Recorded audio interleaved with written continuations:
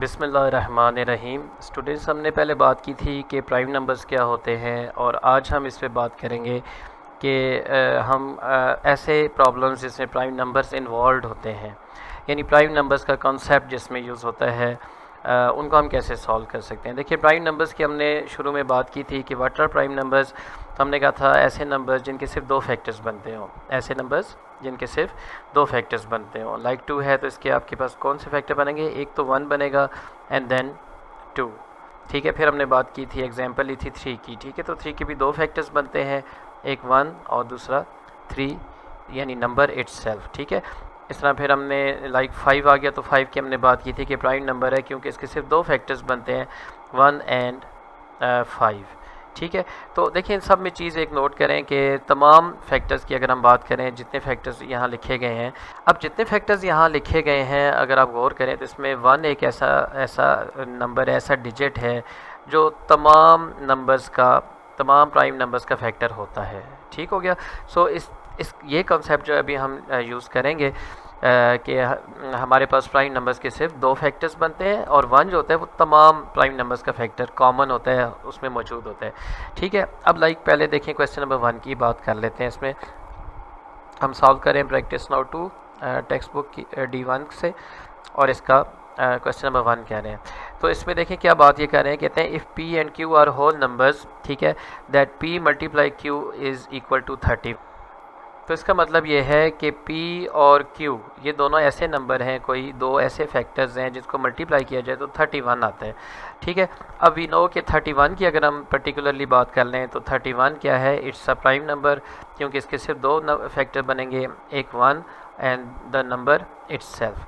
ठीक हो गया, तो ये दो ही पॉसिबल फैक्टर्स बनेंगे 31 के।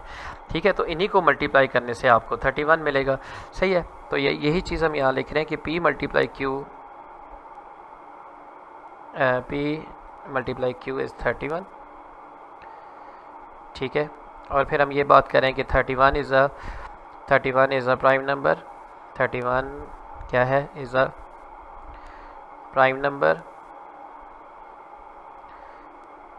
31 is a prime number and it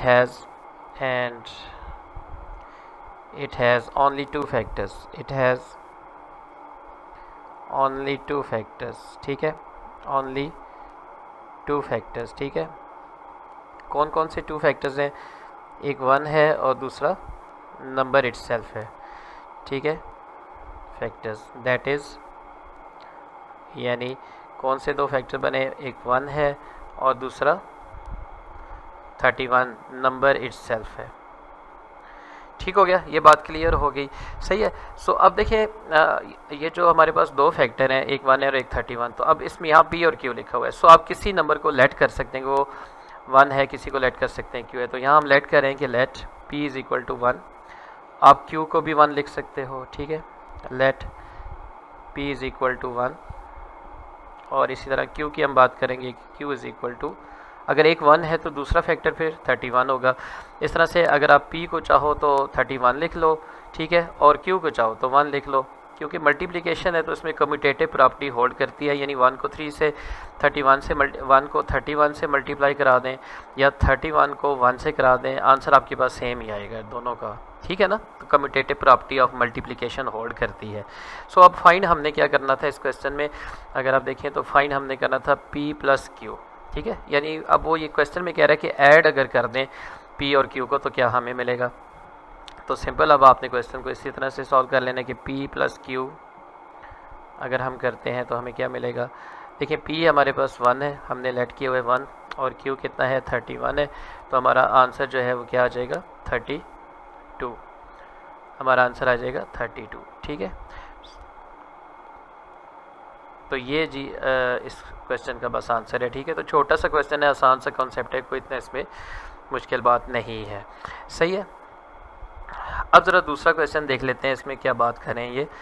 तो इसमें कहते हैं जी कि थोड़ा सा मैं इसको जूम कर लूँ और ये इरेज करते हैं, कॉन्सेप्ट वही यूज़ होगा, थोड़ा सा डिफरेंस है। कहते हैं n is a whole number, n कोई नंबर है, होल नंबर है, सच दैट n और n प्लस 1, यानी ये दो फैक्टर हैं, इनको मल्टीप्लाई करें तो हमें एक प्राइम नंबर मिलता है। तो कहते हैं फाइंड द प्राइम नंबर। वो प्राइम नंबर क्या होगा, कॉन्सेप्ट यही है जो अभी हमने डिस्कस किया, ठीक है। अब फैक्टर्स चेंज हो गए, ठीक है। तो यहाँ इसको मैं 2 कर लेता हूँ, ठीक है, क्योंकि क्वेश्चन नंबर 2 हम कर रहे हैं, ठीक है।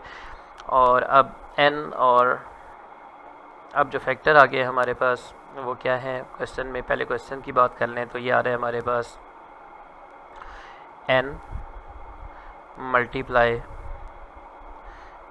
n plus 28। तो ये 2 फैक्टर्स हैं बेटा, और इसका रिज़ल्ट जो है वो क्वेश्चन में कह रहा है कि क्या है, प्राइम नंबर है। मैं इसको p.n लिख रहा हूँ, ठीक है।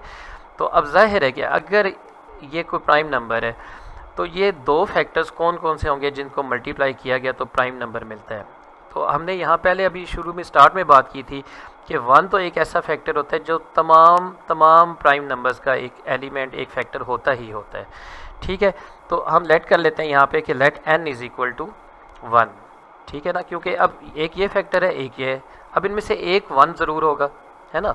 तो हम लेट कर लेते हैं कि ये जो n है इट इज़ 1, ठीक है। सो यहाँ थोड़ा सा हम चेंजेस करेंगे। तो यहाँ आप लिख लें कि लेट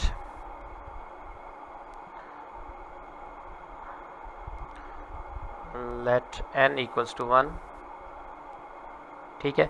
और इसको आप पुट करा दें इक्वेशन में, तो ये आ जाएगा 1 मल्टीप्लाई n की जगह मैं 1 लिख रहा हूँ, बस सब्स्टिट्यूशन कर रहा हूँ सिंपल, 28, ठीक है।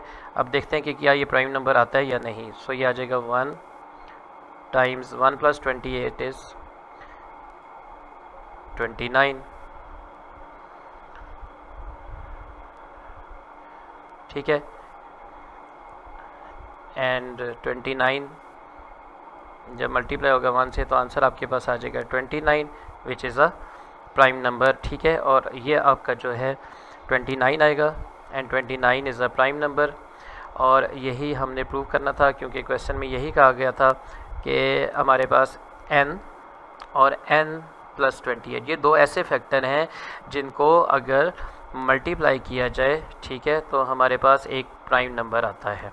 तो हमने देखा कि जब हमने 1 चूँकि कॉमन होता है एलिमेंट तमाम प्राइम नंबर्स में, हमने n को कर दिया कि लेट कर लिया, हमने 1 है 1 को पुट कराया, ठीक है। तो हमने देखा कि हमारा जो आंसर आया वो एक प्राइम नंबर आ गया, ठीक है। तो ये प्रूव हो गया, सही हो गया।